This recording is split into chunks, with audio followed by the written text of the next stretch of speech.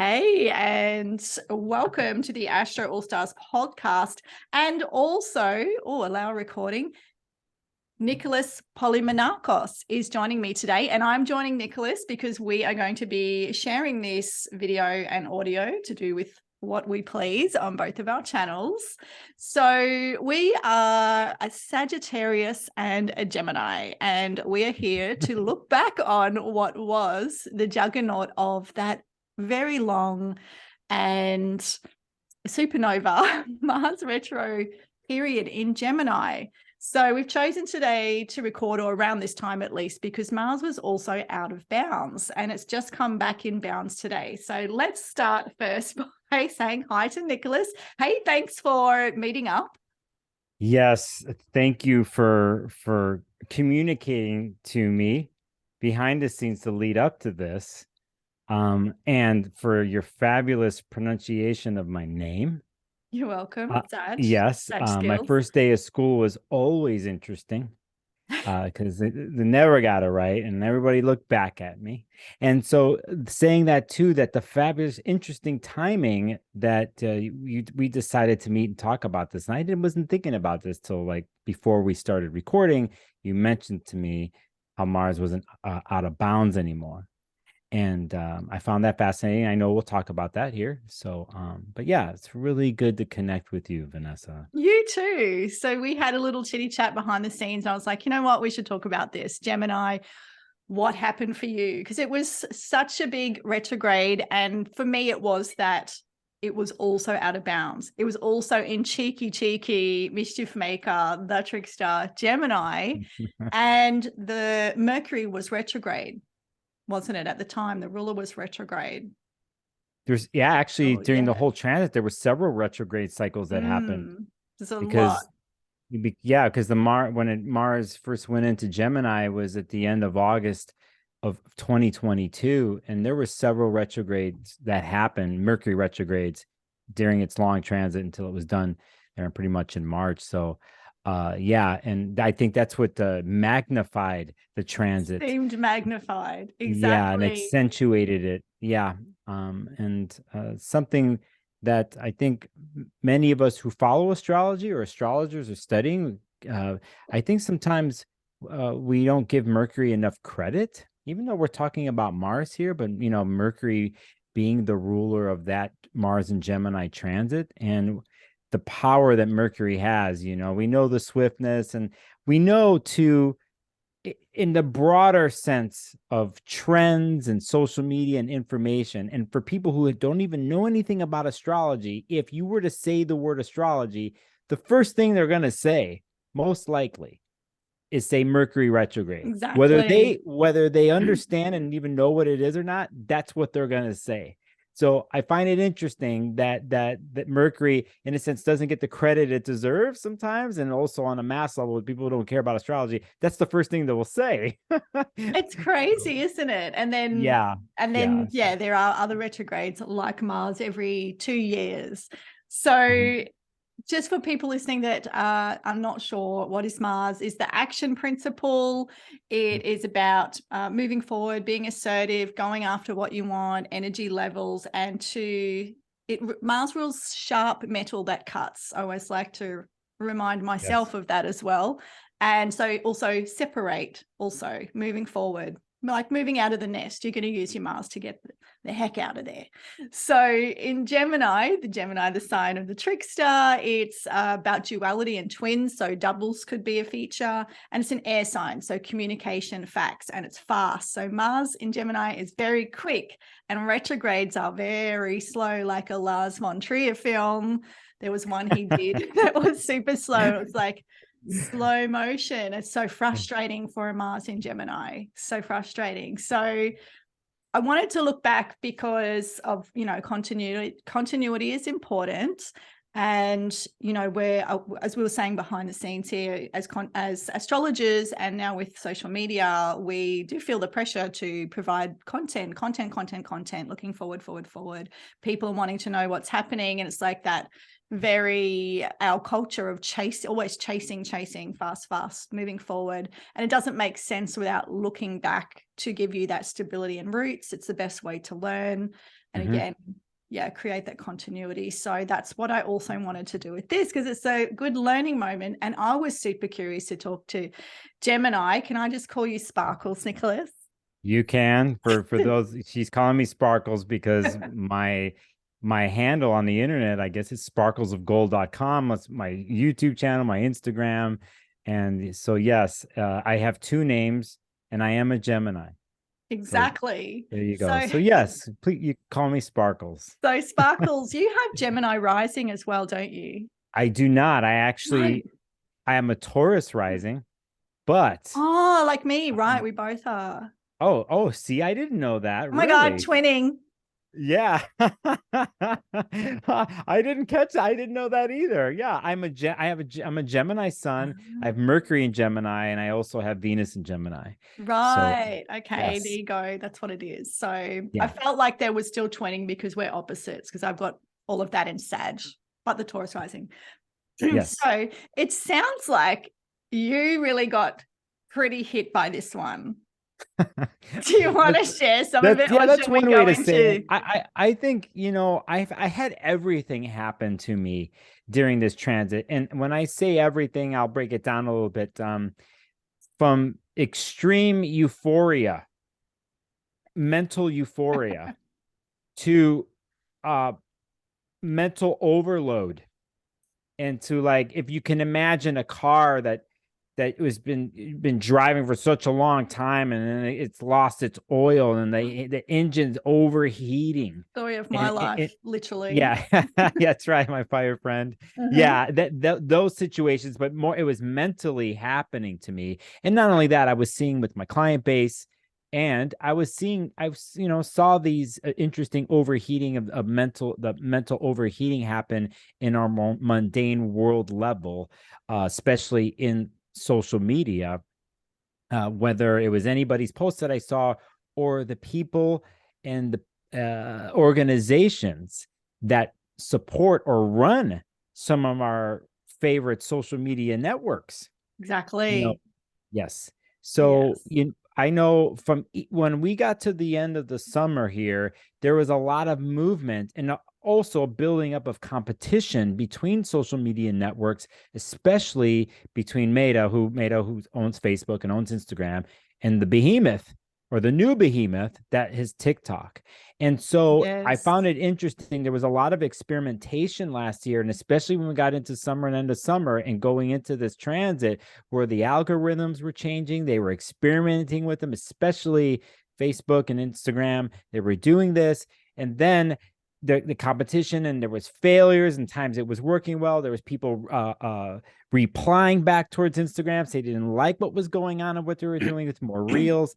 That's one example of the type of communication challenges and overheating that was happening. But the other one, as you well know, Vanessa, has to do with Twitter. Yes. And yes. And Elon Musk. Yes. Yeah. And Elon Musk. So that's what really caught my eye more than anything. I always think Twitter is such a Gemini platform, and I never really used it much. I'm more of an Instagram pretty pictures kind of gal. And but I am trying Twitter. It's not really favoring me at the moment. But Elon Musk, I thought, I wonder if he has any planets in Gemini that this retrograde is going to hit. So I looked him up, and he has Venus in Gemini, and the Mars retrograde did go over that Venus. There was that, as well as other things happening in his chart. But a lot of the people that came up at the time, they did have something happening. I'll quickly jump to a few other examples, which was there are a lot of world leaders that suddenly stepped down during that period, and whether it was the shadow periods or the retrogrades, including there was the whole Liz Truss thing, or Boris Johnson in the UK. No faith vote, and then Liz Truss 45 days in office, then out. The Scottish PM, she stepped down. The New Zealand PM, she stepped down, all around this period. And I thought that was interesting. I'd love to know more about what's behind that. I mean, is that a coincidence or what's going on there? But the Twitter thing was definitely the biggest, I thought, with there's just so much debacle. It was so dramatic. Yeah, and we have an interesting situation too. It's funny with Elon's chart because it's very similar to mine. Yes. So Yeah. I'll just say we are all born in the same year. Mhm. So, of course, Sparkles is closer to Elon being a Cancer. So he's just the next sign on from you. Yeah, it Yes. was a couple of weeks Interesting. later he was born after me. So some of the Interesting. outer body stuff he has is there, the Saturn Jupiter opposition that's there, but he also, has Mars and Aquarius, which I know too because I have it. But anyway, I think, if we're going to say anything about Elon, it has to do with like he also, I don't know if he's claimed to be neurodivergent I or think he has, or maybe people just say that about him. yeah, I think he's hinted at it, but I think you see it in his actual tweets. You saw it to the lead up to him, proposing to acquire Twitter, and then the moves to buy up all the shares that he could, then eventually going forward, then pulling back and trying to get out of the deal, then being forced into the Yes. deal because he could get sued. I mean, just that alone. And then we get into the actual acquiring of it and the constant, I'm going to be real. I'm just going to speak my mind and my truth. I see constant mishaps, not only with his tweets, but what has happened behind the scenes, even from getting rid of certain people who are the backbone of Twitter to take care of the technology parts of it so it's running correctly, and firing them and letting go, and then outages that were happening during the day and mishaps with subscription models and taking them away and putting them back. I mean, Yes. it just is on. It's almost every day, Vanessa. It's I like a swear. farce. Like it's Yeah. that whole thing, truth is stranger than fiction. It's so dramatic. Yeah. Well, and not only that, if we get into the interesting political end of all this, was one of his premises that he was coming in is like to have the truth be seen, because there was a whole different factions. Yes. We could fill in the blanks on some of those factions. We're saying, it's not freedom of speech and so on and so forth, because the Twitter before had councils overseeing things. They were dealing with abuse on Twitter and having certain types of, not just the algorithm, but people overseeing that and making sure things were cleaned up in a certain way. And that all kind of brewed up and led into a situation where he was representing the free speech of Twitter.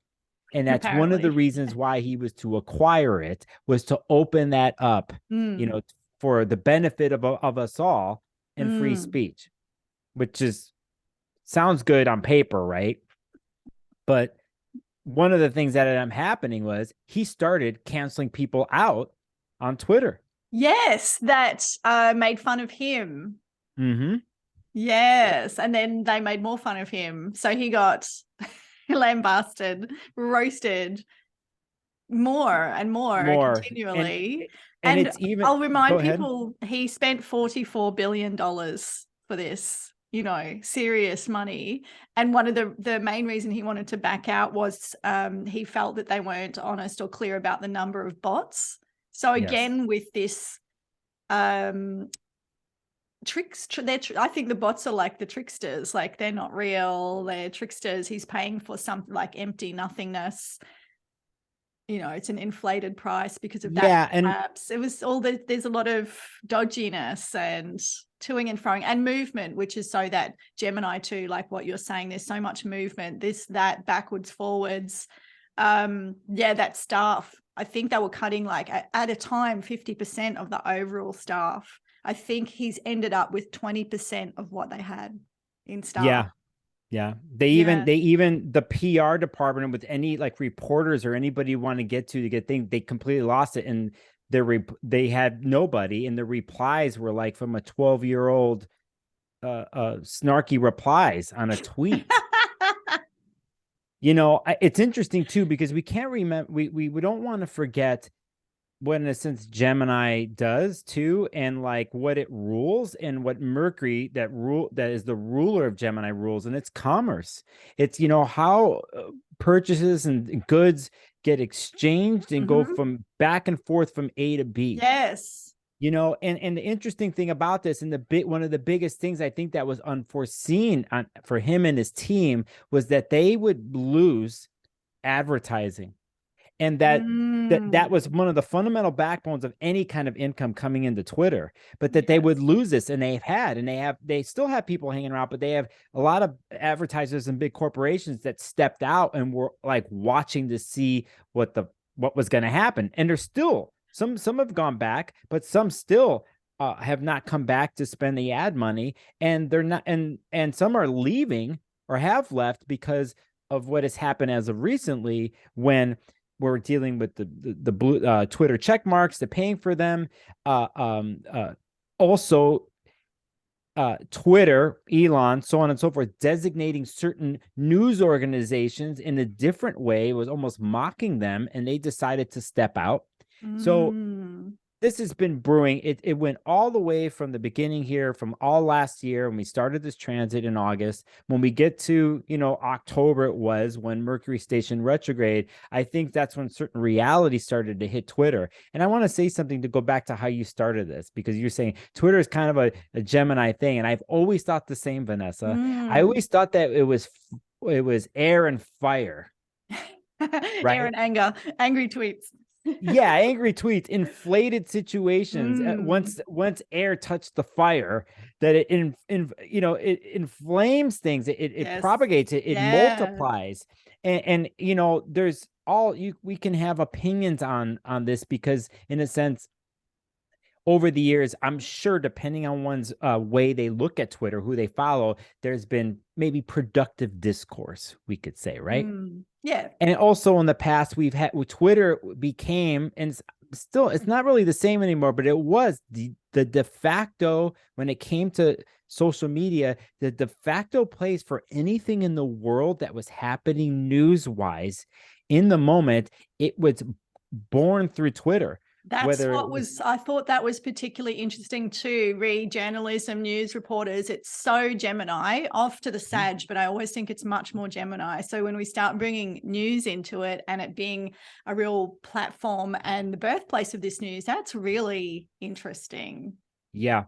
Really interesting. And I also will bring in the Sag part that you said, because a lot of times certain conversations that would happen over a breaking news story, you would see debate of truth. You would see the philosophizing about certain news situations. And hence, you could think of it a little bit of Sag there, right? This is, and it's interesting if we think about polarity signs like Gemini and Sag. This is what they do with each other, not necessarily opposing each other all the time. It's like throwing it. I see it as throwing a ball. Like, I'll throw it to you, you throw it back. Yes. And it's like the yang signs. And to me, that means you have to get it out. You're not like processing it as much inside. You have to get it out. You need a response. You see it back. Okay, we change it a little. And I love doing that too. I'm not scared to say something it might be the stupid thing, or I know it's not quite right or PC, but we've got to start somewhere to get it to another place. So I really enjoy doing that as well. And I know, my Gemini friends are usually able to just go there and throw that ball. Like, they'll catch it, throw it back. Yeah, because other times it's not working with other signs and whatever the rest of their charts are, it's in their chart. But you're absolutely right. There's actually, I think, many threads between those two signs, and they need each other, and they're learning. Yeah. So, we're talking energetically about Twitter and certain things. And then we have a long Mars and Gemini story here. And, I brought up the engine overheating, and then the timing of this breakdown on the side of the road. Serious. Many breakdowns. It's actually like the car's driving with no wheels at this point, and the doors have fallen off. Steam's coming out of the hood. It's already crumpled from so many bings and bangs. Crazy. And it's somehow still going. But to go back, to Elon too, though, I think here with the way his mind is, and what has happened along with it, and what he's in a sense representing, again, this is my opinion. Some might disagree with this, but to come in with the premise of being a free and clear speech, but then it being manipulated on his end with the company, and in a sense opening up a door for others who were kicked off the platform that were in a sense claiming not to have free speech, but a lot of the speech that was said based on misinformation and verbal abuse. Like a lot of what happened before with Twitter was sold, a lot of what Twitter was trying to do. They saw the effects that happened, especially with the political campaigns that happened in the Brexit time and here in the United States with Trump. Exactly. There was a lot of byproduct. And part of that byproduct, I think, had to do with how we are deal with certain groups, especially marginalized groups. You know, and Twitter they took steps after they saw the damage that was happening. And many other facets of people who, in a sense, were kicked out or saying, oh, we can't speak our truth or so on and so forth. They were shunned out because it's passed beyond speech. Is like, you know, if someone's saying something and it's abusive and it can be detrimental to someone's being. Yeah, and it's fostering hate. Like, you know, we have that term hate speech now, and fostering hate to communities that are the traditional ones that are kicked further down the road. You know, it's easy to pile on because it's already set there in our culture that, you know, they're no good, or these are the ones that you differentiate yourself from, or you stand on their head to make yourself different. And I thought that was super interesting too. And there was just a lack of responsibility. So for me, that's Saturn. And I think you and you probably have, do you have a Saturn in Gemini as well? No, I'm just before. Oh, I'm Saturn and Taurus. Yeah, because it switches up. Opposite my sun Sad. So I do actually have that axis connected. So it's opposite my sun Neptune, actually exactly opposite the Neptune, Saturn and Neptune doing their thing together. Yes. And I feel like, that's really bringing that Saturn responsibility into Twitter. Like Twitter had needed to grow up, and it was a real maturing moment, but it went back into adolescence. In a way, you could say that. Yeah, I'm just thinking of that now. And I was thinking at the time, everyone's giving Musk grief, but maybe he does have a bigger picture for this. Like there was talk of his company he started ages ago, and it did actually merge. I'll just look for my notes. He has like a financial side, like he wanted to monetize Twitter and have it, you know, he's got this vision, and you know, worthy vision, because there's a lot of change at the moment. But this does bring in that mercurial financial aspect that you're talking about. That's a really good point, that he wants it to be a real hub for commerce. Yeah. Because there's so much connectivity already on there. It's ready to go. So he has merged that company in, I think, late in the game. Yeah, and they're currently trying to, and this has to do with either the official blue check marks, what the API, as they call it, which is the backbone that other social media services or programs that we pay for to schedule social media and all that, they're using the back end of the API, whether they were paying for it or not before, I can't remember. But a lot of it was free, because I had apps that were helping me watch my Twitter feed when I was really watching it, but they took that away.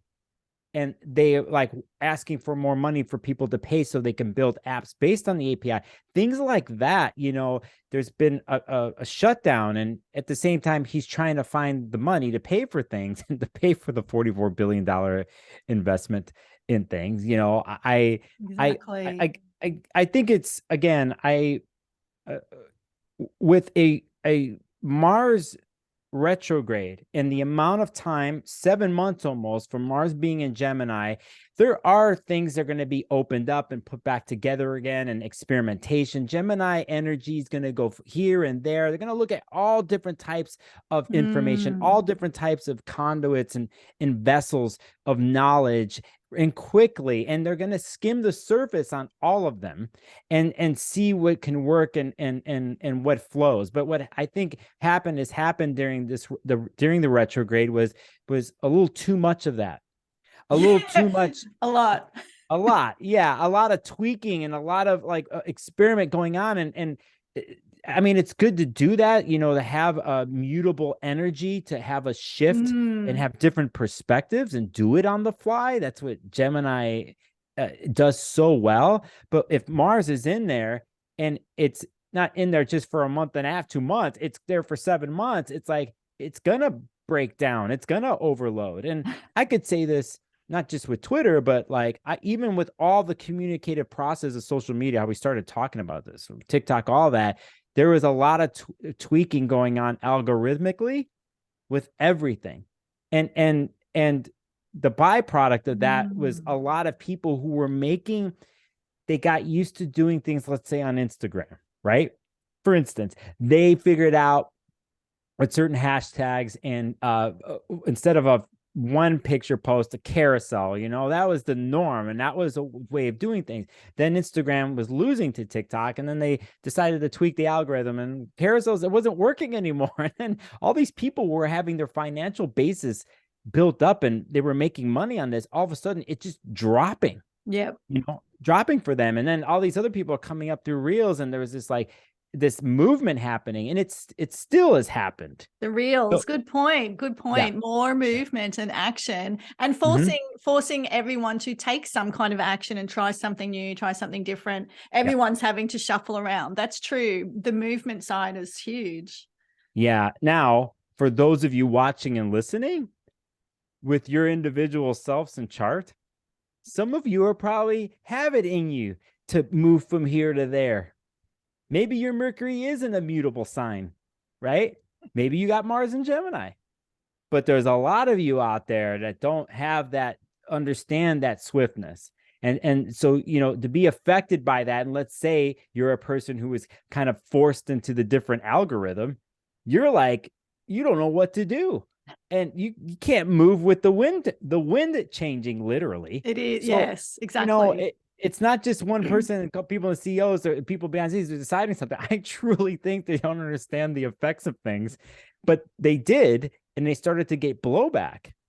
Instagram was getting it from the users and even from celebrities.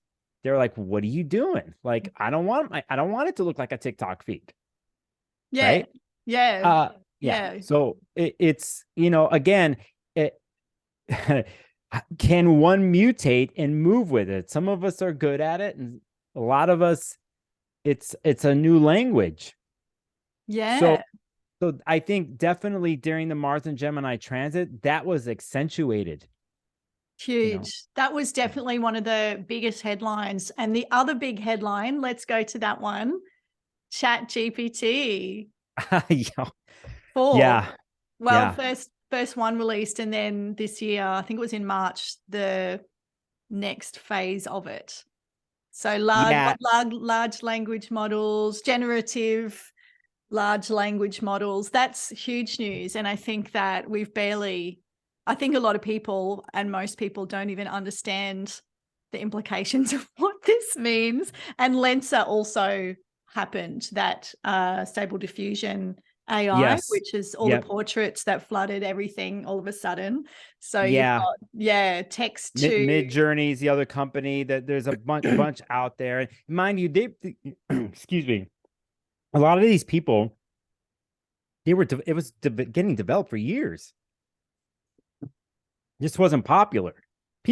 Tech people and the nerds, and even venture capitalism money, who have the money, they're watching what's going on. But when summer hit last year, and then we had Mars come into Gemini, everything became open and public, and it was people like, it was just like, be free, birdies. Yeah, be free. What can I type into this, like, one simple page, and people start typing in. I'll say, I remember one night I wrote top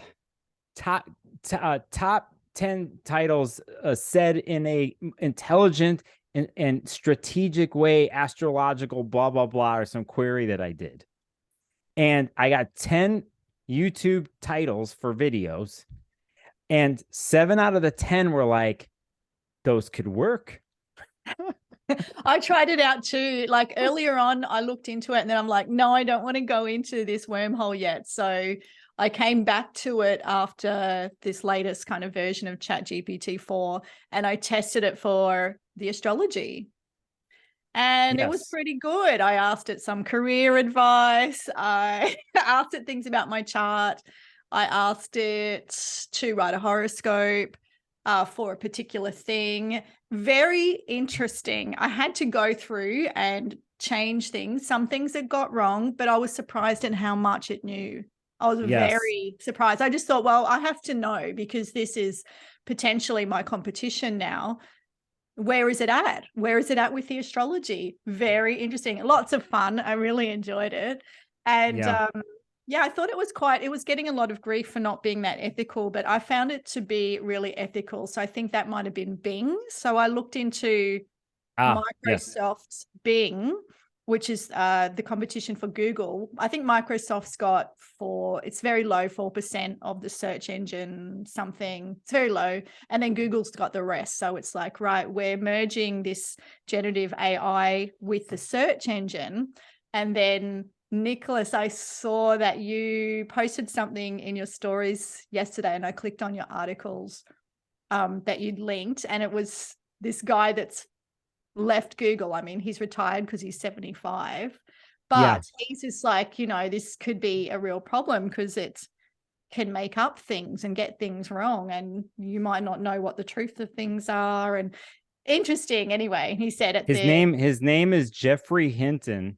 Yes. And he's in his 70s or 80s, and 75. he's known as the godfather of AI. And he basically Monday publicly said something about how this could be disastrous, the AI model. And he was been wanting to talk about this.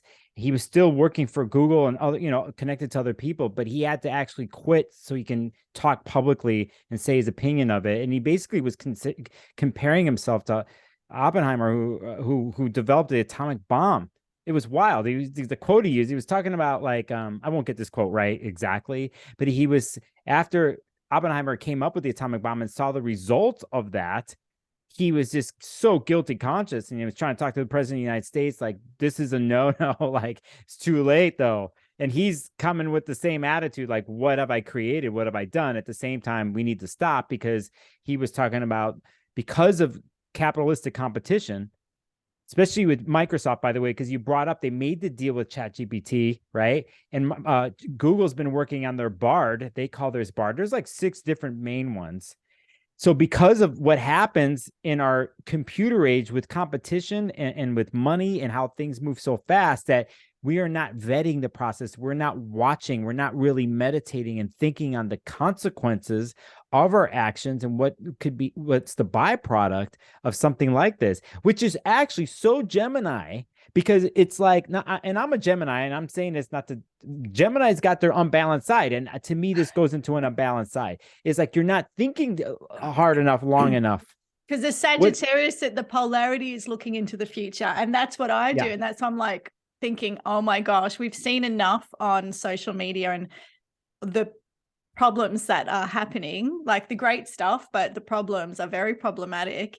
And this is just, it's the next level of a technology. And we're old enough to have seen very disruptive technologies come through, and we know what life was like before that. So we know totally impact that it can have. So here we are, we're at the forefront again. It's another Wild West, and it will change things. And just how many people don't understand that until it's actually affecting them.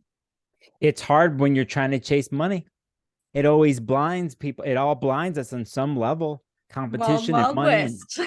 And, shareholders and everything's on the line, and we got to do this first before someone else. Ethics?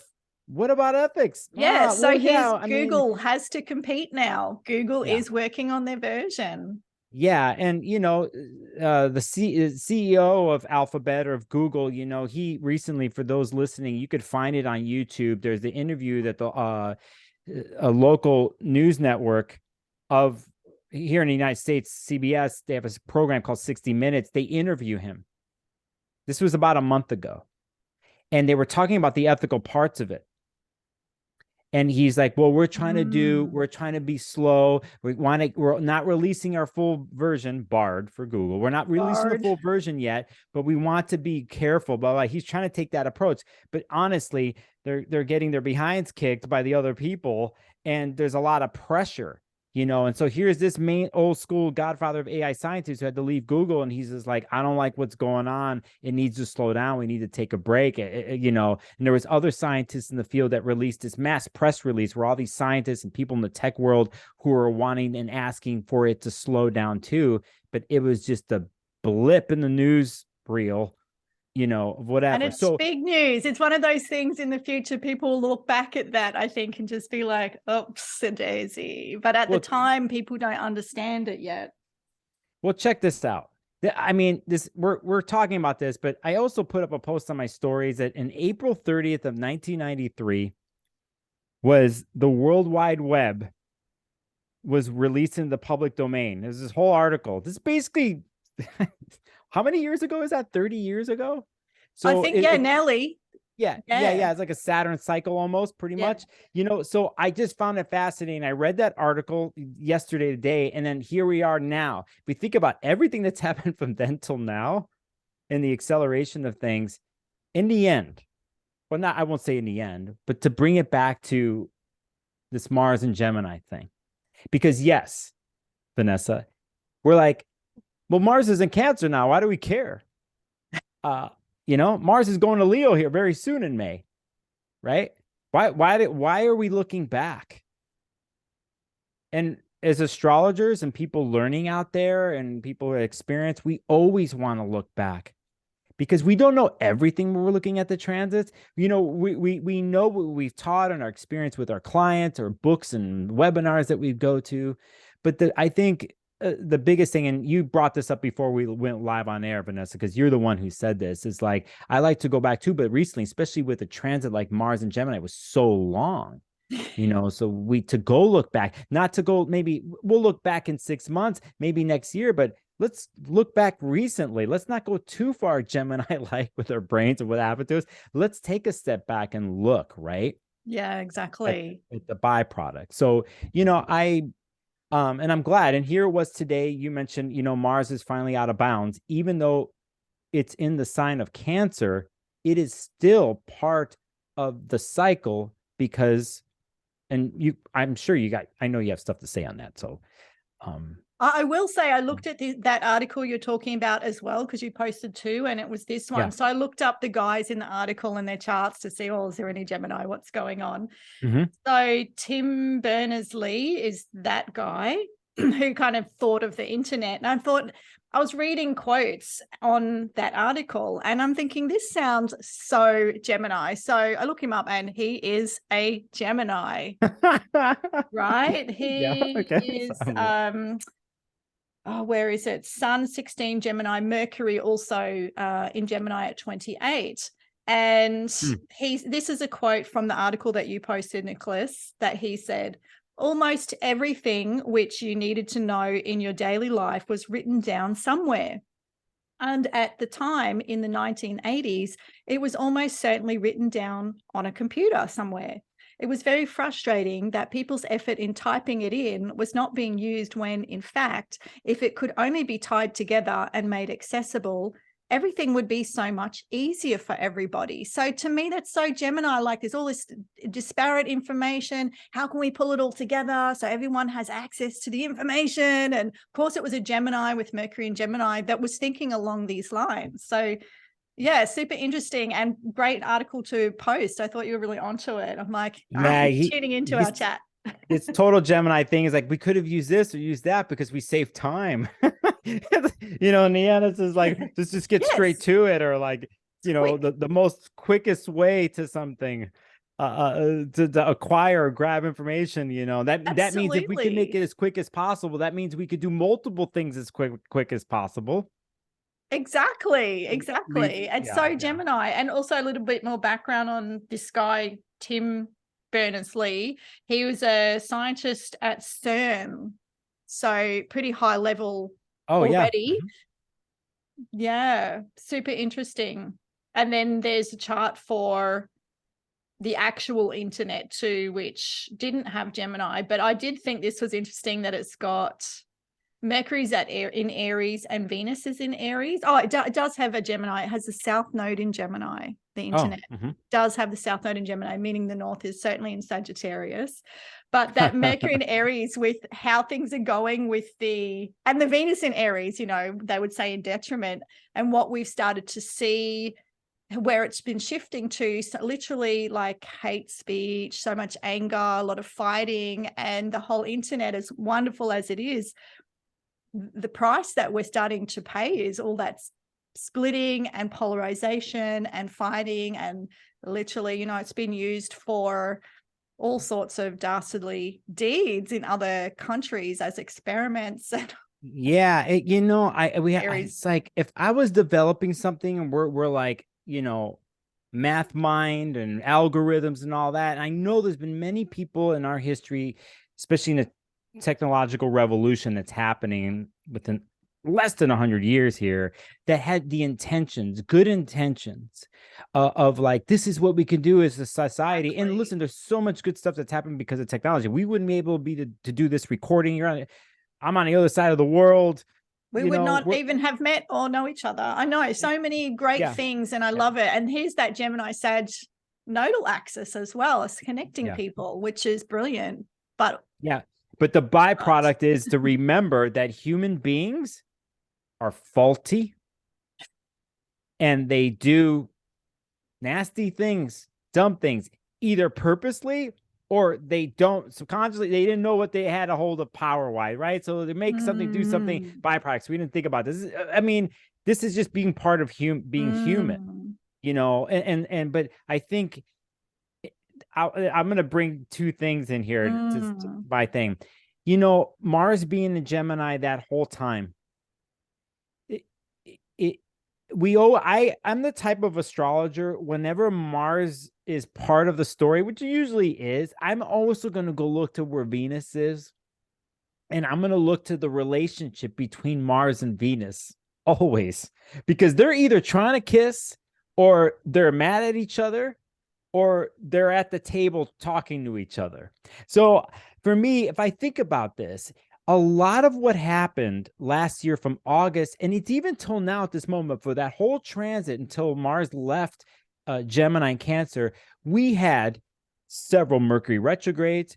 We had eclipses that happened in the sign of North Node Taurus and Scorpio. Let's remember, Taurus is ruled by Venus. Scorpio is ruled by Mars. The lunations that we had there, the Aries lunations that we're having are ruled by Mars. We want to look at this breakdown and how the effect of Mars in many of the transits that were happening. And sometimes we forget that, but I think here, a lot of times, to bring in Venus here, and Venus is trying to talk to Mars like, hey, you don't have to do it this way, Mars and Gemini, you're in overload mode. And maybe you could feel it this way or do it this way, or can I try to help harmonize the situation? And we had a bunch of fire planets this year, Jupiter and Aries. We had the reason why I brought this up is because you were mentioning Venus and Aries and Mercury and Aries earlier this year. And I'm thinking they're part of the game here because they're the ones fueling the Mars and Gemini too. Yeah. So it's like, it's these types of relating things of going quick, fast, and hot at times with those planets in Aries, feeding the Mars and Gemini. And, and what happens in those situations is things get blown out and they lose focus. And there's too many things were started. Yeah. It's like, how do you get that back together? Or what do you do with the remnants of something like that? And I actually think now, even as we speak, Vanessa, with Mars coming out of bounds in Cancer, I think we're actually realizing and seeing the remnants right of the transit Mars through Gemini. Yeah. So it definitely feels like it's moved on a bit. And that idea of, well, why look back as well? Like these things they were initiated or instigated, or they blew up at a certain point, but they don't just stop when Mars moves on. They are going to now progress from that birthing point. That's why it's so interesting when you see more in the story, like you look up charts like Elon and, oh yes, it is affecting the Mars does hit his chart, and Twitter is Gemini, and these things go off at that certain point, and then we're going to move on from there. But what they're signaling very clearly is a significant change. So we can map it back to that significant point with this kind of looking at this retrograde and understand that this is significant. It's not just like a Twitter storm. There's going to be permanent change with social media. And then, like Nicholas, Sparkles, you were mentioning all of the other ones have to then adapt and catch up and compete because they're all commercial businesses and it's capitalism, and that's the structure. And TikTok's winning at the moment. And Yeah, they want to make money out of it. So it's being more and more commercialized, and their view is to, the user pays, and trying to find ways to do that. And I think it's funny, like people are so detached on, or like not grounded at these levels that make these decisions. They're thinking that people might like some stickers that they pay for, or it's like, what are we to? Like, it's so dumb. All I can say is they need regular people living in the regular world to perhaps be advisors, would be a great idea. And here's Gemini again with communication, a bit more realistic on the ground, someone that can go between the two types of levels. That's very Mercurial as well. Like, imagine if you and I were giving them advice, it would be so much different to literally the richest person in the world, who would not have much idea about how people use this or rely on it for their business or the social side, or or the other. I'll just say this. I want to comment on what you're saying with how dangerous it can all be. It's very, or like idealistic, I should say.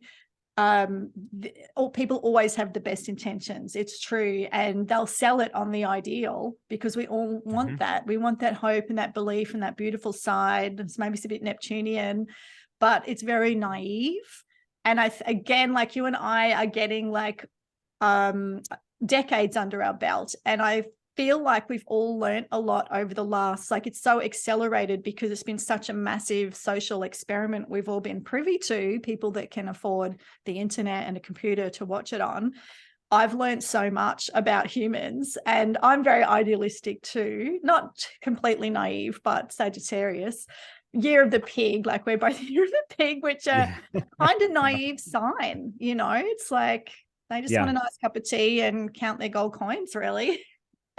Be comfortable. So it's taught me a lot, and I'm far less naive, and I feel like I've taken on that need for, and here's that Saturn coming in and my own opposition of Saturn in Gemini, how responsible we have to be. And it's fun to play fast and loose with things, but a lot of people don't get the context. I'm Sag, and the Gemini, we want to have fun and be silly with it and exaggerate for drama, not to lie, but to make a story and make it fun. But that's not flying, because people take it seriously, like Gemini Trump telling people to drink bleach, and they did. Like, you have to be like a boring Saturn sometimes, and I'm really taking that on, because it's been so extreme, and it's been a real wake-up call, at least for me. And I hope that comes into, I guess that's maturity, isn't it? And if Twitter matures and if these things mature, I hope they do, because I think that the whole social everything, relies on that happening. Yeah, I feel what you're saying in agreement too about structure. Even for us mutable people, doesn't mean you still can't have fun and stuff, but we even know, you and I know, and we have enough knowledge now, because we've outed our age here on this podcast and video. We pretty much, we're in between generations, right? So it's like, could we tell Elon, all these people, like, hey, what are you doing with the sticker thing? At the same time, we're like, maybe the sticker thing is work. They're looking at somebody 20 years younger than us. Yeah, exactly.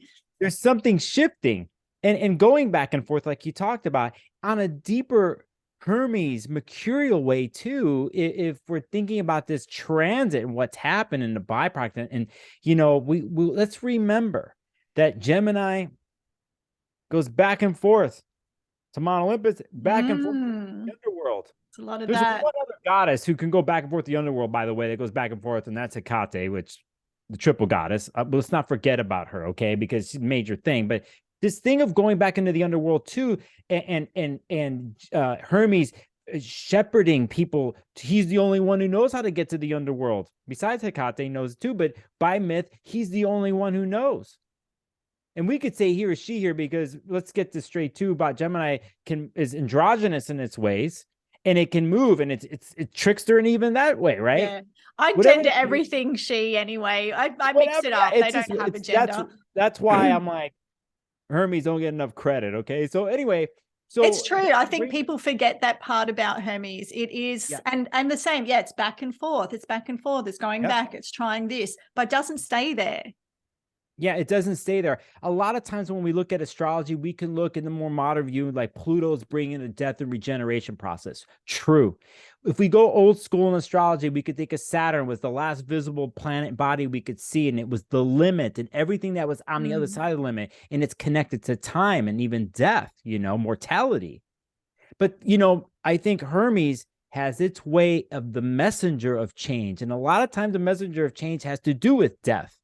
He's leading them into the underworld. So I'm always saying this about what you said, like the energy, because if we think about this Mars and Gemini transit and what was happening, there is a ending happening.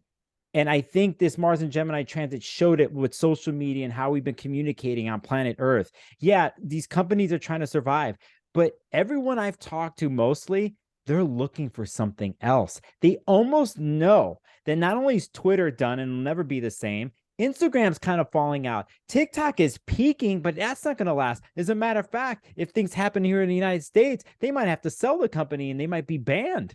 So I think inherently on a deep, deep level, the way we've been integrating and communicating with each other is going through a death process. Yeah. There's something new coming our way. We're all looking for it. What's the new thing, right? But on a deep, deep level, as a collective, Mars and Gemini, I think heralded this. We can bring in Pluto and Aquarius. What's happening? Herald. Right? Good point. Good word. Yeah, heralded it. And it's like, it's this thing. I don't think the more we're going to look back on this, and I'm so glad, Vanessa, that you and I were talking about this and we got to this point of talking publicly. Because I think to understand a movement and death and rebirth process, that there's many different factors, at least in myth, but Hermes is right there the whole time. So you got to respect it, at least honor it out there, to honor it and understand, like, wacky Gemini energy for 7 months, it drove me crazy. It was like, it felt like one big long Mercury retrograde, like, and all the mishaps and people losing their mind and possibly money and all these stuff. Imagine what was going on in relationships and people communicating with each other. I know, I heard it, but we want to look for the gold. And a lot of times it's by a conversation you and I are having right now and looking back. Exactly. This is where it's really handy. I always recommend keeping a diary, even just a general diary. I'm just keeping it on my iPad now of the transits that go through, like major ones, and then points that happen during them. So I was making some of those with this Mars retrograde. I could have done more. Like I noted the Elon Musk stuff as it went through. There was a huge in the US. There were all these flights that couldn't go. There was this big travel situation. It was a 24 hours where they shut down the whole system. That's really extreme. So that happened, of course, in Mars retrograde in Gemini. The ChatGPT, massive game changer. And I think that's the thing that's coming that we don't realize. The other thing was, the big headline that I noticed at the time and managed to write down was the Andrew Tate versus Greta Thunberg. He got again on Twitter. It broke on Twitter. It was this little battle. Greta won, Andrew Tate 0. Next day, he and his brother, so you have the twins, there's always two, get arrested and put in a Romanian freaking jail. He gave himself away with too much hubris. So I looked up his chart, and he's a Sag. Wait a second, Vanessa. Let's say it was exactly opposite his son. And let's remember how he gave himself away. Yes. How's that happen? Pizza Remember, box. He was going back and forth with Greta, and I didn't mean to interrupt you, Vanessa. No, but I think it's important. He was going back and forth with Greta, and there was this picture, and there was a picture there, and they saw these pizza boxes on the table of the picture, or in the picture on the table where he's at, and that's how the Romanian authorities found him, because they looked at what was on the pizza box. So funny.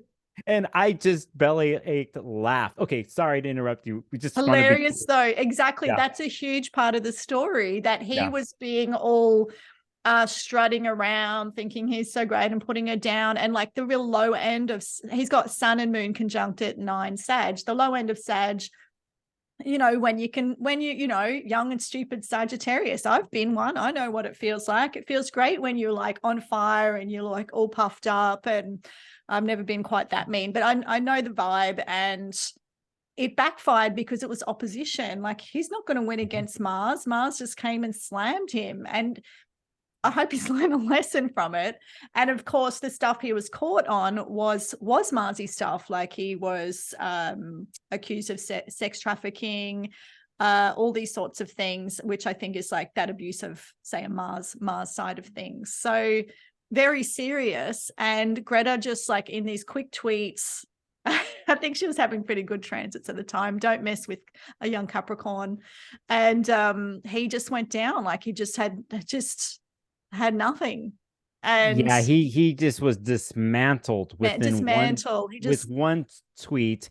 And I'm gonna say it, let's be real, dude, the guy is a massive misogynist.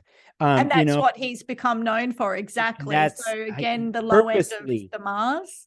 Purposely preaching that, you know, through content and through followers. And it's so interesting that it's all happening on Twitter again, exactly. That almost there within that particular situation that you're talking about was like a representation of the type of Twitter vibe has happened, and the transition that happening with Mars and Gemini into Twitter. It's just wild. So fast. Yeah. The fact that it happened so quickly as well. Yep. And of course, that retrograde was hitting up his chart so significantly, because that's how it works. Mm-hmm. Yeah, you know, it's gonna sound like a tangent, but let's bring this up because Elon's chart, he's got Mercury in Cancer. Yeah, he's got Mercury in Cancer here, and he's got the Sun in Cancer. And he's got Venus and Gemini here. The reason why I'm bringing up the Cancer stuff here is because now Mars has been in Cancer and Venus is about to be here. And I think this is how astrology works. There's chapters of a story. And so he had the major Mars influence on this chart of this Mars and Gemini, but he's got to have the next step here that's happened.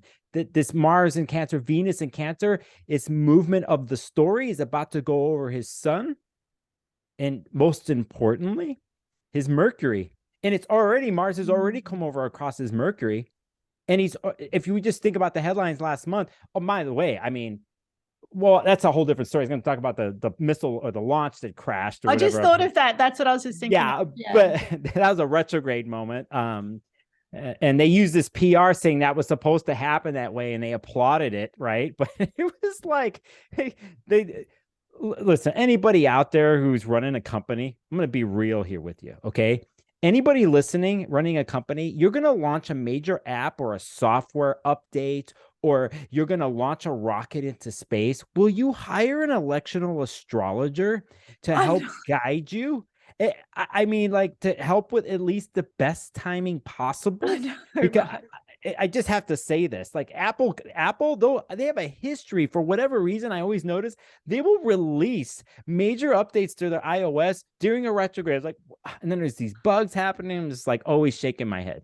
I just have to say that, Vanessa. So anyway, I to go back to Twitter and timing and swiftness, and I can't let this one go. I have to say this too. You were talking earlier about, it was interesting to do your queries in the ChatGPT about astrology. And I was doing some of those too. This past weekend, I was at a podcast convention and I didn't know anybody there, which was perfect. And there was one particular woman who was really dialed in on the podcast scene and with AI. And she basically told a story, how she took 3 TikTok videos from her friend, an email that her friend wrote to her, and they used AI, the voice from the 3 TikToks, they recreated her voice, and that voice read an email that was sent to her, and they used it for an auto-generated podcast. So it sounded like her, and it sounded real. And it was like, the reality hit me. And the reason why I'm bringing this up to you is we see the benefits of ChatGPT. We see all this stuff, but we're really getting into a place of non-reality, or what is real, what is not. And not only that, job loss. Yeah, huge. They're thinking huge. 300 million. Yep, huge. Like, anyway, to go back to, we're going to look at some, it's just Mars and Gemini transit. It's like, it's no joke so here. Significant. People don't realize. People do not realize. That's why I wanted to have this chat. It is so significant. And yes, I forgot that bit. It's, the deep fake. They barely need anything of your voice to recreate it. Yeah. They can make your face. I mean, it still looks a bit strange, the visual stuff. Like, I'll just tangent a bit on this. It's obviously at an amazing stage now, but it's going to get a lot better, a lot faster. It's already so close to being, it seems, final. Well, you know how it's going to get better. And this is another reason I'm going to bring this back to you, because it's something that you mentioned, because you did some astrological query. You're doing Gemini stuff, and then you're coming back and you're like, we're training it. It was wrong, and I corrected it. So this weekend at the podcast convention, they were telling us there's nothing you could do about copyright. If it's out there, it's out there, and it's in the algorithm. It's out there in the thing. So, I can understand where she was coming from, and I agree with this, because she's coming from a marginalized community. And so if anybody's querying and it's wrong, marginalized communities need to start typing in and correcting what is in the chat GPT. So when people are querying, the correct things are out there, and it demands that the user interfaces. We're training it. Trains it. Well, I didn't correct it in the app. That's the thing, because I don't want to train it and make it better. Well, that's the other point I was getting to. As an experiment, so I took it onto my iPad and I worked through it to see where. Vanessa, I dig you so much, because you saw the other part of it too, of like, is anybody going to hire us anymore? It's like, do they need to? I wanted to see if it was good enough to replace us. What do they still need us for? And it did still need me to correct things, thankfully. Yeah. And they want us to do that. That's why it's open right now. Everybody's typing it. It's because it's learning constantly. It's training itself. Oh my God, that's so just sci-fi. I watch a lot of sci-fi. I know. It's all coming true. Well, one more. I'll say this. I'm sorry. My brain's popping right now. It's popping off. I think here. Gemini. Yeah. And I know you're going to dig this. I know you'll have something here for this one, Vanessa. But when I saw them recreate that voice thing, the first thing that came up in me was rebellion.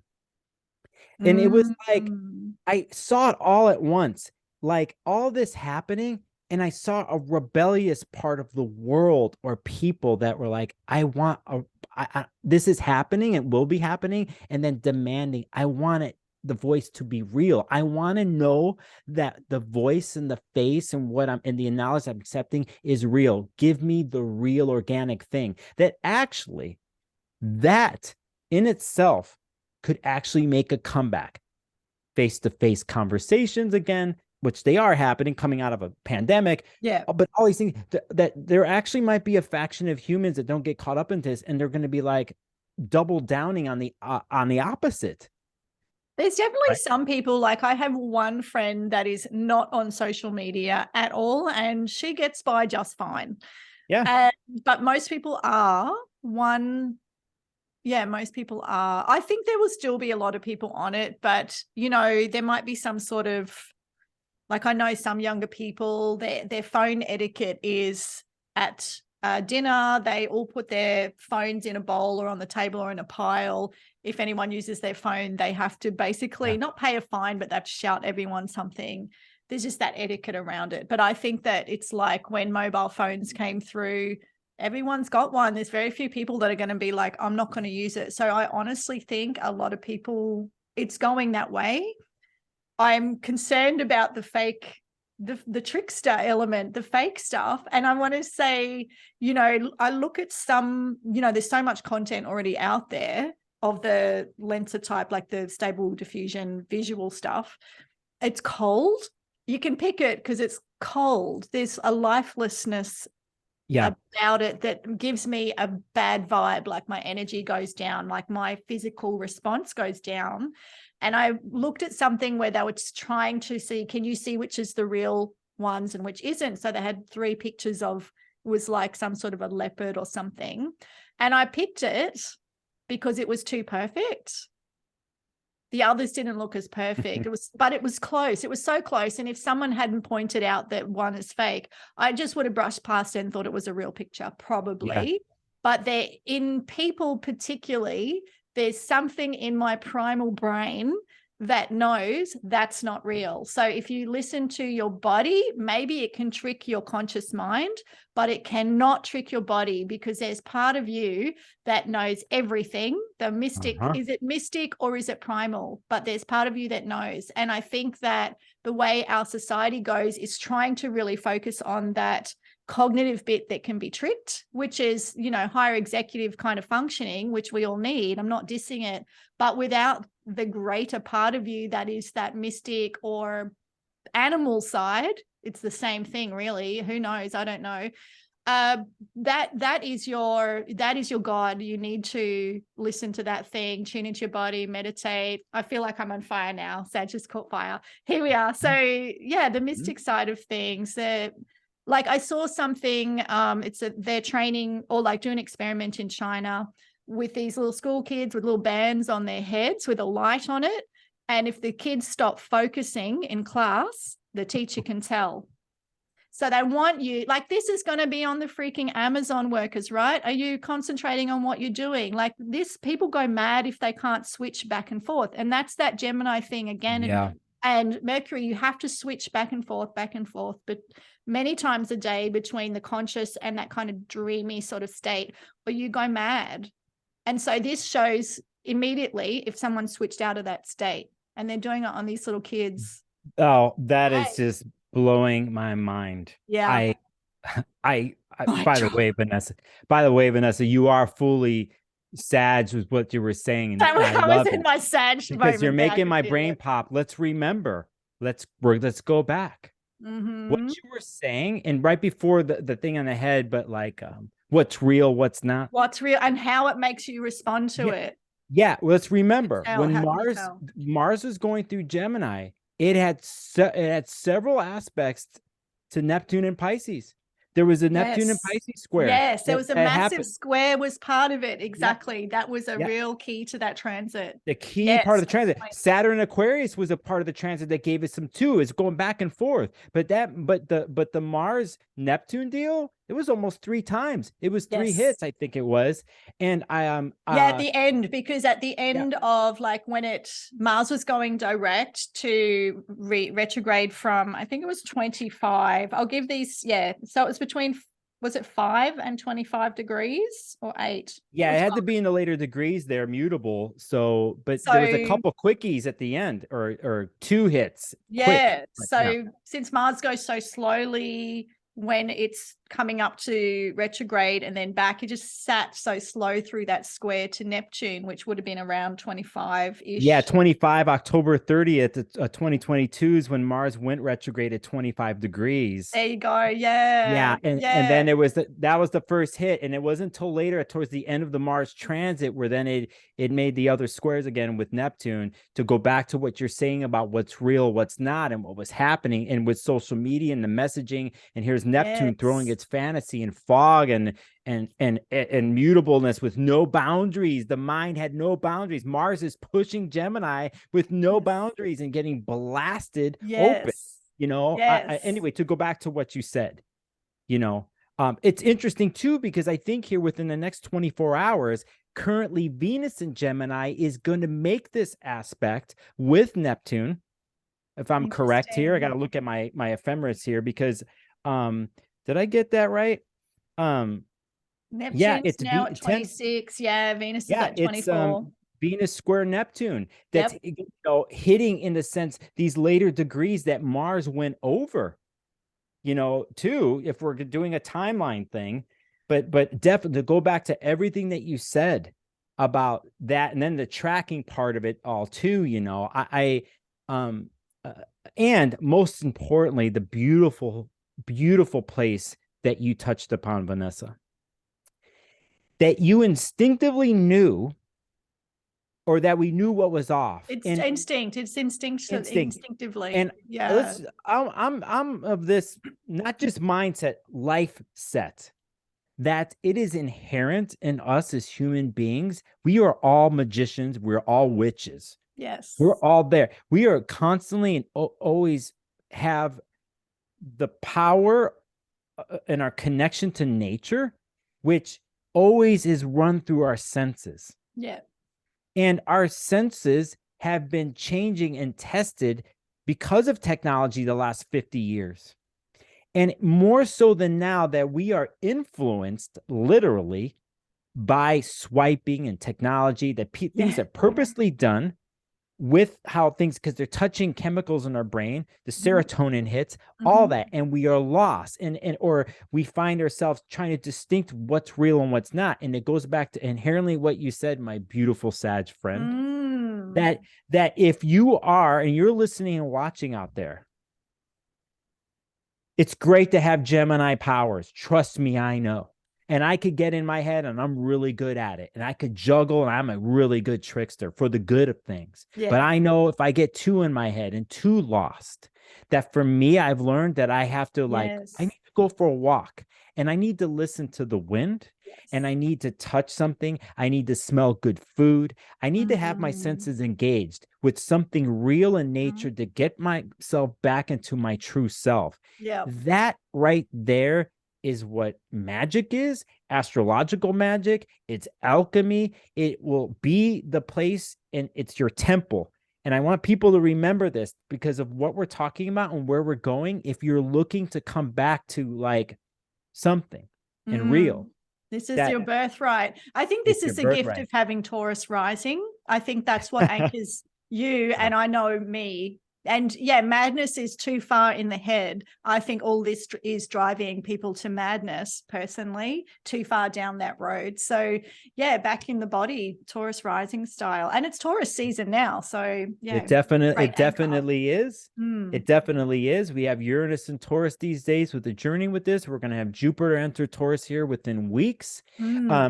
It's a thing of I think a lot of times too, it goes back to a Venus thing. If we want to bring Venus in her ways, no matter what sign and aspect, it's in Gemini now and going to go Cancer, but to balance the byproduct of Mars, like we talked about earlier. But inherently, I think I just really like where you went, Vanessa. I'm all about reintegration. Yeah. Yeah, we have to, if it's a tool that's here to stay, and it is, we have to learn to use the tool and don't let it use us, because it's all programmed to use us and drive us. Like you said, it changes our wiring in our brain. It's driving behavior, and that's manipulative. You wouldn't take that from a human being. Yeah, you're right. Totally. Yeah, it's manipulating our behavior. So yeah, educating, and the other side of the communication axis, having education around these things so you understand what's happening and can maybe get a bit of a grip and claw your way back out. Yeah, no, totally. On a personal level, because it was hitting all these Gemini planets I talked about from my live streams I was doing clients, I was at some points, I was in a zone, and then I had my own overheating. I took on way too much. My client base did way too many readings in a certain thing, and I wasn't functioning. I was just off. And the Mars, the engine of the chart, where we get our energy. For me, it just nothing, no energy. And for me, I had my own personal lesson. I finally, after all these years of being a Gemini, found the extreme place I could go. Out of bounds, and crashed. Literally crashed. I mean, at my body, Elon's rocket. Yep. Elon's rocket. Yep. I took it. But I almost knew. By the way, as someone, I will say I'm practicing person, ritualistic. I knew what was going on, but I did it anyway. Yeah, exactly. Well, sometimes you've got to take one for the team and social experiment. Yeah, that's exactly it. But if I look at the other benefit side that was revealed to me personally, was I leveled up, and I had a current, and I'm still doing this. I always will. Because remember, the other part of brain communication and all that is not necessarily talking or sending an email, all that. It's listening. Yes. And we forget about this sometimes when we're talking, that communication and talking, and even Gemini, it's silence and listening. That's the other part of it. And I know for me personally, I was like, I wasn't refined in my listening techniques, or and actually I took a course early this year to help me with this, and it was from January to March. And Wow. yeah, and I did this during, Mars and Gemini retrograde is when I did it. So I was learning in more communicative techniques and more different types of ways of listening to clients, or in general help my communication skills. And I'm pretty good at them. That doesn't mean I'm like, it was always something to learn. Yeah, but, exactly. And it's a different type. Like I've done counseling skills to support my astrology consults. And it's a different way of listening and responding. And then ours was transpersonal. So there was a lot of also listening into the body, and you're not just listening with your ears, you are receiving with lots of parts of yourself. So listening to the feedback from what your body's picking up, like I was saying, that's how you can tell if something's real or not. Yeah. To go back to what you said. Yeah. And again, so Geminis don't get a bad rap. Yeah, they can get stuck in their head, especially with the Mars and Gemini transit. But the other part of that is when one is breathing and using breath. Gemini energy is using breath through their lungs to move the energy out of their head. And you get to these places of listening. And then to what you said, like the more embodied approach, that you bring that balance. So it's okay to have Gemini energy, but yeah, we pushed it to the limits and over. That's great. Good on you. Edge. So right. And did you were you watching the Mars and where it was transiting in your chart at the time where you just kind of crashed? Like, did you know where that was? I actually did a live stream on purpose when it was on my sun, it was on my Mercury or sun on purpose. And I remember on purpose, I was in the middle I told everybody what was going on. Like, this is why I'm doing it. I think I put a bunch of stuff on the top of my chart too, is when I did it too. I forget what it was, but I actually, the chat was telling me at the time to slow down. And oh my gosh, that is they were actually watching out for me because I prefaced the live stream. This is the reason why I'm doing it, and this is what I'm going to try to do. So that's great. I love that. That's an experiment. It's an experiment, but it took me a week. There was other stuff going on besides the live stream. I was juggling like I would maybe usually do, but because it was retrograde, I misconstrued everything. Even though I was in my magic going, let's see what I can do, and I'm an astrologer. I know what's going on. And I crashed. Yeah. I literally crashed. Like my adrenals, nervous system. Definitely.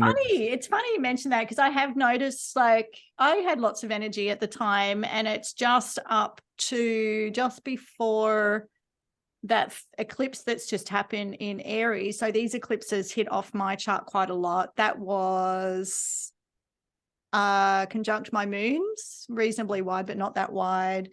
This bookending one is across the 29-degree one. Oh, was it 29? Yes, we had the 29-degree Aries. It was 29. Actually, no, it wasn't in. Was it zero? Was it the equinox or equinox, but the 0-degree new moon? I don't know. Anyway. No, actually it wasn't. I think there was something. Anyway, recently I just was like, it's like I have nothing left in the tank. Like my adrenals are, have I had them removed by aliens? I don't know. But it's like totally like nothing there. It's like I'll drink a coffee and it doesn't even do anything. And that was very recent too. And I feel like it's the tail end of that retrograde. And because I had heaps of energy. I've had heaps of go fire energy all this time, and then bang. And I've heard a lot of people just crashing a little bit, the same thing. Yeah, it's interesting, and perfect timing for Taurus season, because it's the go slow season anyway. So I'm spending a bit more time having little strolls around nature and going to the beach for a minute and just taking time out to stretch. And I noticed that on your feed a little bit that you do show. I noticed that, and I was like, oh, it looks. I was like, and here I am in the other hemisphere, and it's where I'm at. It's been cold and rainy. I'm looking at that, especially after a long transit. Like, I'm like, I want to go to the beach. So beautiful. And one of the reasons I post it is to remind people to connect, like, even though it's on the screen, it's because I like it when people post stuff like that. It's like, oh yes, it's so beautiful, and then that draws you into, I might go outside. So it's a reminder to people, and here's also some beauty, just looking at, they say looking at the blue and green of the sky and nature, because we're naturally so finely tuned for nature, you immediately relax. Mm-hmm. So here it is, here's the sun, here's the beach, not just showing off. Yeah, yeah, maybe a little bit. Totally you, Vanessa. Like, maybe I could see how people are like, oh, you're just being vivacious and big and whatever, but people don't know you well enough now. There's the actually deeper intention with it all, and that's what I appreciate about you. Yeah, it's the intention that drives anything that I do with astrology. Yeah. Otherwise, I love astrology for what it is, but the driver, the machine, like the engine, is the intentional. Like, I have missions to accomplish, and it's a good vehicle for those. Yeah, totally. Like, that what you just said is interesting. This whole thing, the interaction with you and I today, is me being Gemini, you Sag, and like the interplay that goes on, and how we both roll. We do things differently, but it's like the end goal. What is it? Exactly. I think a lot of people in astrology land are like that. A lot of very, the magical side and the mystical side, but they're also academic and very bright and very curious and need that long form, because I think I was thinking about this yesterday, why it attracts so many like that. Because astrology is that system for the academic part, but it's really mystical as well. And if you're not into both, it's not going to be an attractive thing for you. You're not going to go for it. So most astrologers I meet, I love it when it's like the boomer ones that are really old. They look so straight because it's hard to look cool when you're that old, but they are out there. Like, they're so interesting. They're really interesting people. And I don't think a lot of the younger ones realize that. And so, speaking of Mercury and Gemini, start off a conversation and you'll be so pleasantly surprised at how off the planet they actually are. It's great. There's so much to learn from them. But yeah, so I think I just take it for granted that most of us are kind of like that. Like, I love the astrology community. It's like, I find it hard to really find people in where I live at the moment that really I can engage with and really relate to, like, really. And because I'm not living in a big city at the moment, but in the astrology world, like, it's like my people. It's great when people aren't fighting. Yeah. But yeah, and I think the Pluto and Libra ones are like, maybe we're less likely to fight. I'm feeling this is a tangent, but I'm going to say it to you because we're the same year. I just wrote an article on Pluto going into Aquarius and how that's going to pick up or activate our Pluto in Libra. So we're picking up the trine, which is an awesome life stage for us. And I can feel it, damn it. Like, we've got very early Plutos, right? Like, mine's at 1 degrees Libra. And yeah, it's you're so switched. I'm late Virgo in that year. Yours retrograded. Oh yeah, no, it hadn't even gone in yet. Yeah. Yes. It's interesting. And there's people younger than me that also have the Virgo, because it retrograded back into Virgo after it hit Libra. So I can feel it. So you're in the trine now. You're firing, which is true, actually. And I can feel the Libra really activated. Like, I'm at like a peak of mediation at the moment. And that's part of the responsibility. Like, I feel like, you know what, this is way too out of control and we need to pull it back together. I love this community. There's no need for all of this, the wider world. And so I've been really thinking a lot about how can I word this? How can I find a way to balance this stuff? Like, how does that work? And yeah, it's been very entertaining for myself to do that and experiment. You can experiment online. Sometimes I type little things in places where I think that people will have a hard time with that, but I'll make it all, like, I'm not going to fight with anyone. I'm not going to be mean to people. It's more like, just lay something down really neutral with a sort of a positive spin and see how that goes. It's I love the experimental side. You would throw a good party. I know I you do. would. I do throw good parties. Yeah, I Parties. think I think it's for everyone to feel better. As total Libra talk too, of like having a way of using style and grace and harmony for even those to still be their individualistic selves and speak their mind and their opinions or whatever without it having being Just blown how up. you do it. Yeah, It's you how you need to do have the it. conversation. That's Yeah. that's another thing that's missing. You need to have the conversation, but you need to learn how to freaking have it, and maybe when's the right time for that. And but yeah, how to do it, and I think that's missing. It's just so polarized, and that's that's our axis as well. Is that let's have the conversation. I think too, we can bring into this just because we're talking about this whole thing of exchange of communication. And, right now, whether you're hearing us on a podcast, right? And you can hear our voice and fluctuations, like the way I talk, the way Vanessa talks. And then if you're watching the video, you can kind of gauge maybe a little bit of our body language. But what happens in person, where again your senses, you're able to have all the different ways of communicating So much more, with each other. yeah. And part of the challenges that happen with comment sections and all this stuff is not being able to see, or through text messages, is in your personal life. I had somebody recently I was talking to, like, you didn't answer back with the emoji was this. I'm like, I just answered back. And it's like, and everyone's in their own bubble with this, and there's like different etiquettes, but we're not be able to see each other, we're not able to gauge with each other in these other ways, and so miscommunication arises, hence arguments on the internet and comments. You can't see, it's this whole thing. And it's like, go back, technology's here and moves forward, but like, how can we bring back the listening in those other ways? How can we find that space that you were talking about, that you create sometimes, Vanessa, like in your posts or what you're writing, to bring in these things, to find a way for whatever community one's in to connect again, at least, and to have the scary, possibly unwanted conversation. And because honestly, if we are going to move forward, whether it's in our personal lives or relationships or with family or bigger dynamics in community, and there's definite polarization, it's like we either get farther separated apart, or we have to find a way. We take control and learn how to use this stuff so we're not being used by it. And that's a really good point to make. Like, Instagram won't let me do emojis anymore for some reason. So it's just a lack of that. I don't know. Really? It's like copy and paste them from somewhere else. Right. Yeah. And that's part of this learning thing, is like, well, how do I find a voice that's going to translate in this medium?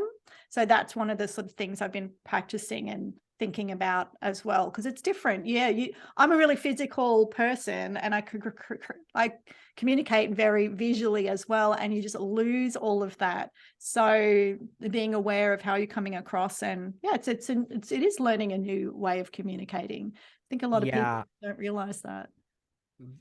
Vanessa, I just some of the things you said here too. Like, I just definitely, when we're done, I'm going to be thinking about too, like my messaging, because I'm coming from a place too of intention, from a place of divine love in the end, and that it's always all around us, whether we see it or not. And we know this when we work with clients or in what other modalities people are using. We find ourselves back in this place, and then you remember, like, oh yeah. Like, yes, and can we use technology to what's happening, the changes, and come from that place, and find a way to balance it all and make it more useful. It's so true. And just sort of you can always turn it and take a leadership. You can always try to take the leadership with things. And if you don't have to bite and respond and let someone else control the frame, you can come in and neutralize things a little bit, and that mediation thing. And maybe that's for my generation with the Pluto in Libra to do. I don't know, but I kind of feel like that's my niche at the moment, because I don't want to buy into the nasty stuff. It's just why? It's not worth it. Life's precious, and before you know it, it's over. So make it make it great. Yeah, that's one way to put it. Yeah, that's one way. Looking at taking some perspective. Yep. Huh. Yeah, I'm glad we kind of found ourselves at this place where basically we're enveloped by divine love, Vanessa. that it's all, we're being hopeful and inspiring. Exactly. I wouldn't have it any other way. So I think this is I also think this is a great natural kind of way to land the conversation. I'm really glad that it's come to this point as well. So I think that we should wrap it up. Is there anything else that you want to bring to the chat? You and I could talk. We could go. No problem. Okay. My world, is YouTube and my Sparkles of Gold channel on YouTube. Of course, there's, my world, my website, sparklesofgold.com, my consultation practice. I just agreed to do a lecture later on this year for the Washington State Astrological Association in person. Right. In person. Yes. In person. Yeah. I'm on Instagram, but I'm really focused, at least with like my messaging, on YouTube, and that's where you can find me. You go to my page. I just did a live stream yesterday during Mercury Cazimi, speaking of that, and I rehashed the month of May. I also, once a month on YouTube, I have a live call-in show. And I like that. Very Gemini. That's great. Yep. I put a phone number up on the screen and people call anonymously, and I talk about a part of the chart on air for like 10 minutes. So that's my world. That's what I'm doing. And I'm all coming from a place that is, yes, I'm Gemini and I'm quick and I'm intuitive, but I am Taurus rising. And in the end, I'm Venus ruled. Yes. That's who I am. Exactly. Well, Sparkles, thanks for having the conversation. I loved it. You had lots of great points. Love that we ended up here. Go check out Nicholas, aka Sparkles of Gold. And of course, I've been Vanessa. Yes. Yes, I was about to say Vanessa, in case people are going to hear on my channels. What about you? So I'm Vanessa Montgomery, aka Astro All Stars with a Z, and you can find me at astroallstars.com. Astro All Stars on Instagram. I'm quite active. Come look at my beach sunsets. And I write the horoscopes for Glamour magazine weekly, and although they're very light, I think they're quite good, so check them out. I've got 3 books out so far: Star Power, Cosmic Power, and Astro Power in the Power Trilogy, Power series. Hopefully one more to finish that one off, but I haven't got anything signed yet. And open for readings also, and general chats. Trying to put a bit more on my YouTube. I do have a podcast as well, which I think I'll put this on. I think this was pretty good. Oh, that'll be on there. Yeah. Cool. Nice. I like it. Nice. I like it a lot. So come see me, go see Sparkles, and check out what we're doing. Let us know what you thought. And of course, we're the axis of communication. We want to hear from you. So, what happened with your chart? What are your observations on all of this? What do you think about the looming future with all this generative AI stuff? It's hardcore. We might be looking for a job soon. Hire us. I might be doing a hairdressing apprenticeship. The trades will be safe.